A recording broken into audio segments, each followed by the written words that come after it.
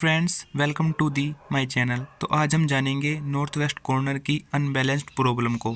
इस तरह के क्वेश्चन के अंदर हमको जो सबसे नीचे वाला बॉक्स होता है इसके अंदर कोई भी वैल्यू गिवन नहीं होती, यानी कि ये हमारा अनबैलेंस्ड प्रॉब्लम है, क्योंकि जो हमारे पास डिमांड है और जो सप्लाई है वे आपस में इक्वल नहीं है, यानी कि जो हम इनका सम करेंगे और इसका सम करेंगे वे आपस में इक्वल नहीं आएगी।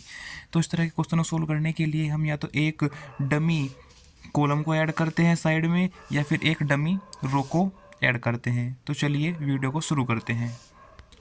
तो सबसे पहले हम लिखेंगे first we check the total sum of demand and supply, यानी कि सम डिमांड का सम और सप्लाई का सम को हम पहले चेक करेंगे। तो सबसे पहले हमने चेक किया टोटल डिमांड, तो टोटल डिमांड हमारे पास 215 आया और जो टोटल सप्लाई आया वो हमारे पास 235 आया। तो इनके अंदर का जो अंतर आया यानी कि -20, यानी कि जो हमारे पास डिमांड है, डिमांड हमारे पास 20 कम है सप्लाई से, टोटल सप्लाई से 20 कम है हमारे पास डिमांड। तो चलिए देखते हैं आगे। फिर हम लिखेंगे कि सप्लाई ग्रेटर देन डिमांड है, यानी जो हमारी सप्लाई है वो डिमांड से ज़्यादा है, यानी कि जो सप्लाई आई थी 235 था और 215, यानी कि 235 215 से ज़्यादा है, तो हमने ये लिखा। फिर हम लिखेंगे the problem is unbalanced transportation problem, the total supply is greater than total demand. इतना करने के बाद फिर हम एक टेबल बनाएंगे।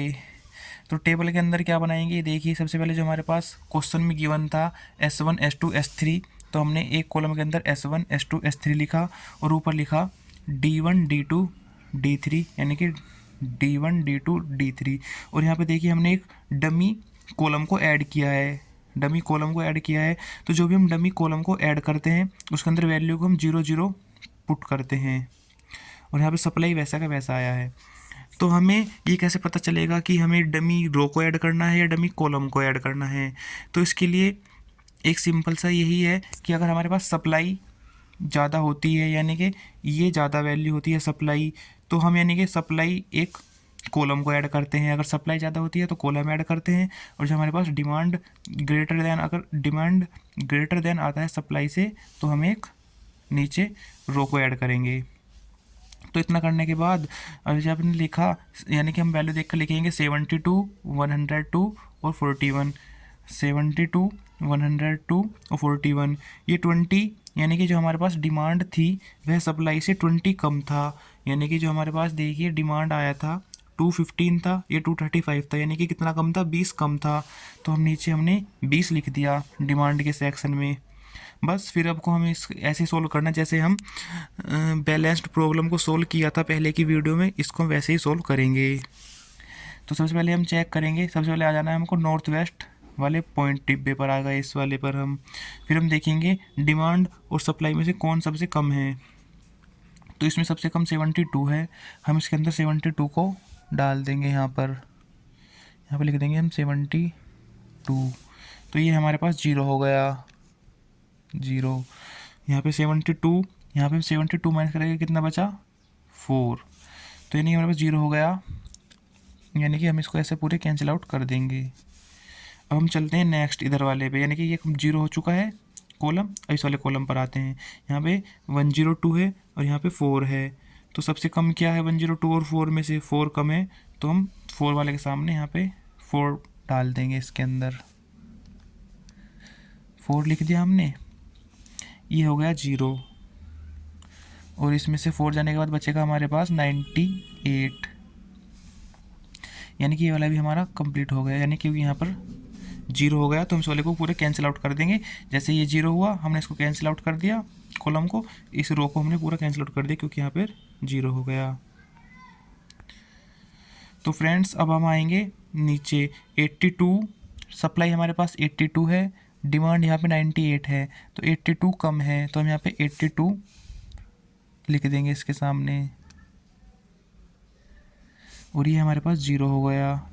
इसमें से हम 82 को माइनस कर देंगे, इनसे हमारे पास 82 माइनस कर देंगे, 82 माइनस करने के बाद यहाँ पे बचता है 16 बचता है हमारे पास यहाँ पर, तो हम यहाँ पे 16 लिख देंगे। तो ये 0 हो गया, तो इस वाले को पूरे में कैंसिल आउट कर देंगे ऐसे। अब हम आते हैं नीचे, यहाँ पे 16 है जो हमारे पास डिमांड है, और यहाँ पे क्या है 77, सप्लाई 77 है।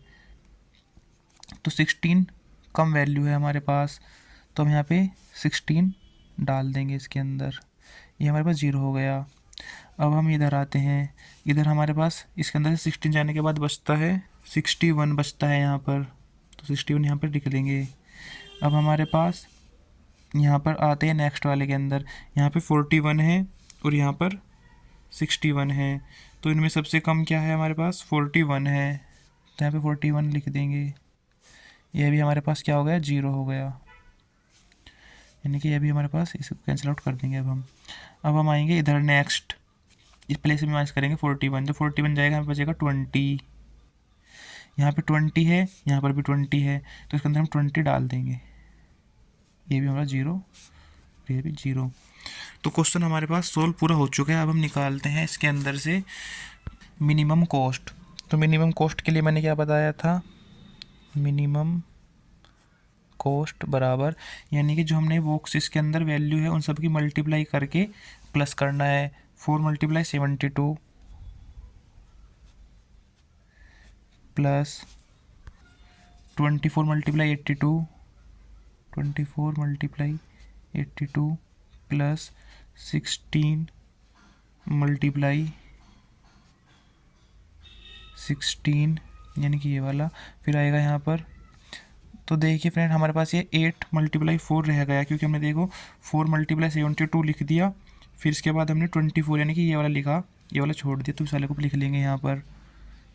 8 × 4 16 हो गया, 24 भी हो गया, 8 वाला भी हो गया, और 24 × 41। ये तो फ्रेंड्स हमारे पास 0 ही हो जाएगा, तो हम +0 कर देंगे। तो जो हमारे पास इसका फाइनल आंसर आएगा, इसका फाइनल आंसर लिखते हैं हम यहाँ पर 3528, 3528 हमारा इसका फाइनल आंसर आ जाएगा। तो फ्रेंड्स हमने क्वेश्चन को कर दिया है, तो मैं आपको एक बार और फिर से इसको समझा देता हूँ स्टार्टिंग से। तो जो हमारे पास अनबैलेंस्ड प्रॉब्लम होती है, यहाँ पर हमारे पास जो बॉक्स होता है वाला खाली होता है, तो अनबैलेंस्ड प्रॉब्लम होती है। तो सबसे पहले हम लिखते हैं, first we check the total sum of demand and supply. हम टोटल सम देखते हैं इसका, डिमांड का और सप्लाई का। फिर हमें पता लगता है कि जो हमारे पास सप्लाई है वो डिमांड से ज़्यादा है। कितना ज़्यादा है, 20 ज़्यादा है। तो यानी कि जब भी हमारे पास सप्लाई ज़्यादा होती है तो हम साइड में एक कॉलम ऐड करते हैं, और जब हमारे पास डिमांड ज़्यादा होती है तो हम एक नीचे एक रो ऐड करते हैं। इस बात को अपनी कॉपी पर लिख लेना कि जब भी हमारे पास सप्लाई ज़्यादा होती है तो हम एक कॉलम को ऐड करेंगे, और जब हमारे पास डिमांड ज़्यादा होगी तो हम एक रो को ऐड करेंगे। उसके बाद हम लिखेंगे the problem is unbalanced transportation problem, the total supply is greater than total demand. फिर हम एक टेबल बनाएंगे, जैसे हम बैलेंस्ड प्रॉब्लम को सोल्व करते हैं वैसे ही हम अनबैलेंस्ड को सोल्व करेंगे। यानी कि जो भी हमारे पास मिनिमम होगा डिमांड और सप्लाई में से, हम उसको यहाँ पर फिल कर देंगे, और ऐसे हम नेक्स्ट करते चले जाएंगे। फिर हम यहाँ पर मिनिमम कॉस्ट निकाल देंगे। तो आई होप फ्रेंड्स आपको वीडियो अच्छा लगा होगा। Thank you.